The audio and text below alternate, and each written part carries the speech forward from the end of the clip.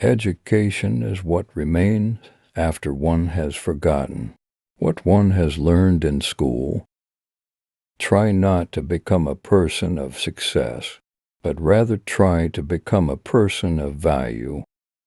The true sign of intelligence is not knowledge, but imagination. Learn from yesterday, live for today, hope for tomorrow. The important thing is not to stop questioning. Everything should be made as simple as possible, but not simpler. Logic will get you from A to B. Imagination will take you everywhere. Great spirits have always encountered violent opposition from mediocre minds.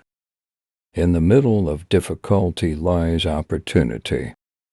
The only way to escape the corruptible effect of praise is to go on working. Look deep into nature, and then you will understand everything better.